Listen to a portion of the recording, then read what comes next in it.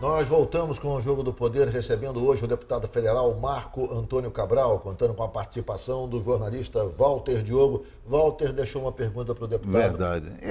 Essa judicialização da vida política tirou do político qualquer poder de negociação. Não existe negociação hoje. Eu sinto que alguns segmentos da política reclamam que não tem direito de defesa. Você acha que o seu pai tem uma defesa justa, pelo menos nesse contexto aí? Porque o presidente Lula diz que não tem. Ele diz, olha, não existe. Ou seja, o direito de defesa está cerceado, né? Tentaram, assim, acabar com a defesa do meu pai quando tentaram mandar que ele ficasse em Curitiba, né? Porque é impossível um homem que responde mais de 20 processos no Rio ficar preso em Curitiba. É uma coisa completamente sem sentido e por isso o Supremo Tribunal Federal reviu essa decisão absurda. Mas queriam que ele ficasse, assim, completamente sem defesa. Hoje a defesa ainda é muito prejudicada. Vou te dar para o telespectador aqui apenas um exemplo rápido.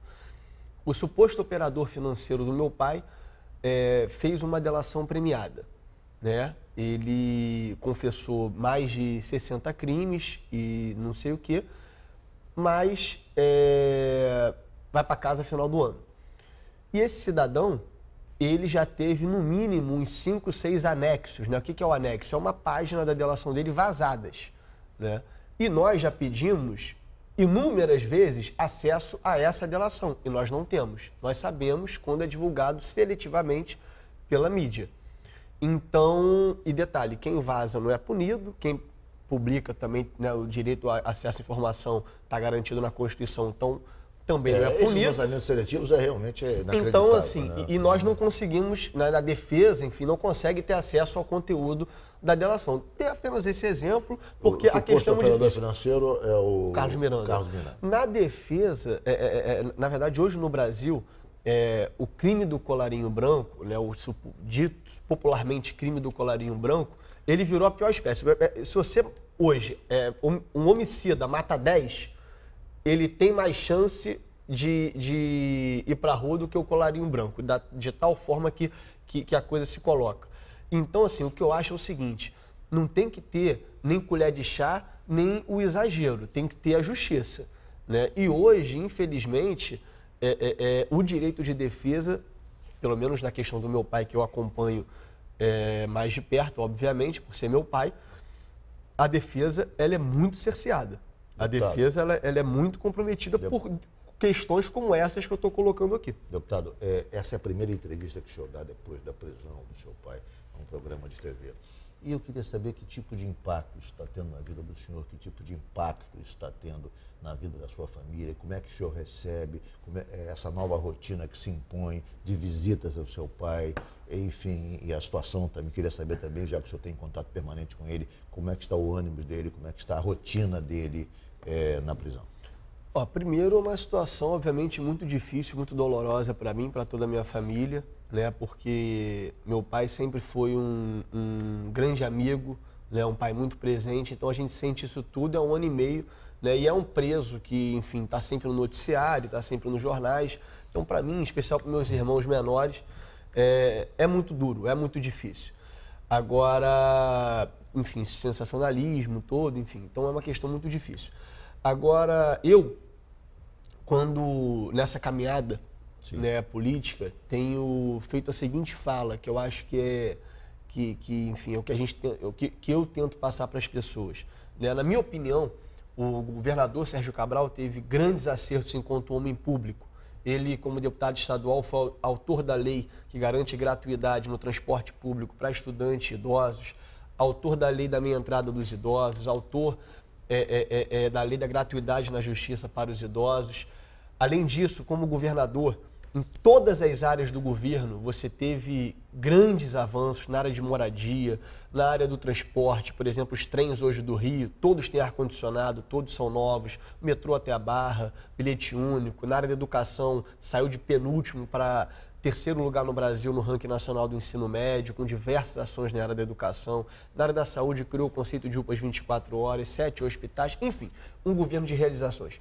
Cometeu erros? Cometeu erros. Ele próprio já publicamente falou sobre esses erros e pediu desculpas à população por esses erros. E eu, Ricardo, enfim, tento, nesse 1 ano e meio, aprender com os acertos e com os erros cometidos para não cometer os erros que foram cometidos e, claro, o que deu certo, né, as boas ideias, tentar melhorar, ampliar e colocar em prática.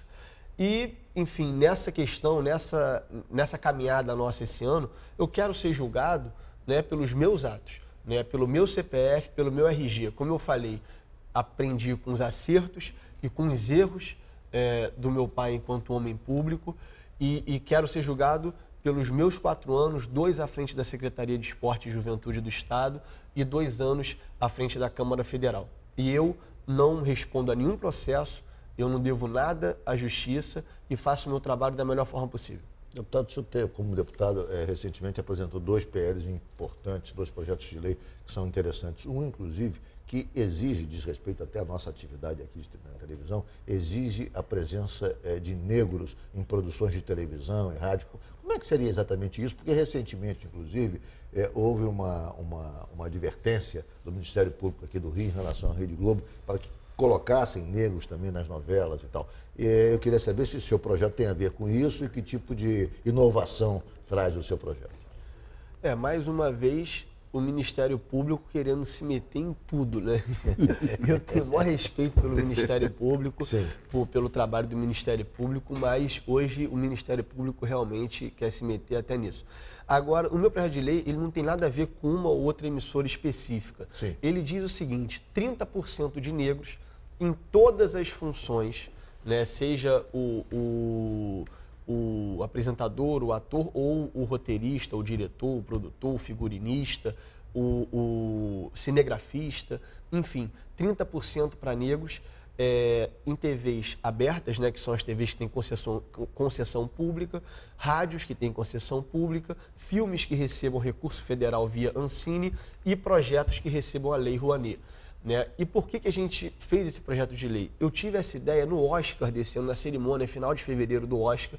A gente demorou 2 meses, né, para elaborar o projeto, deu entrada no final de abril, antes dessa polêmica. E eu acho o seguinte, o Brasil precisa ser visto e ser ouvido. Né? E, infelizmente, hoje, o que nós vemos não é isso. Né? O que nós vemos é uma discrepância entre a população brasileira e o que a população brasileira vê na sua casa, na telinha, ou ouve no rádio, ou vê no filme nacional, ou no teatro e tal, alguma coisa da Lei Rouanet. Então, por isso, né, claro que o projeto pode ser mudado, nós colocamos 30%, isso pode diminuir, isso pode ser... Claro que nós queremos criar uma comissão especial no Congresso para ter tempo para debater esse projeto, que é um projeto polêmico, mas, enfim, nós levantamos essa polêmica porque eu acredito no sistema de cotas, né, o sistema de cotas já deu certo no ensino superior, né, eu acredito que o Brasil ele tem sim uma dívida, né, com os negros. Os negros hoje são a maioria da população carcerária do Brasil, são a maioria das áreas carentes, né, principalmente aqui no estado do Rio de Janeiro. Então, eu acredito no PL e vamos discuti-lo. Vou fazer um rápido intervalo, o Jogo do Poder volta já já, hoje com o deputado Marco Antônio Cabral.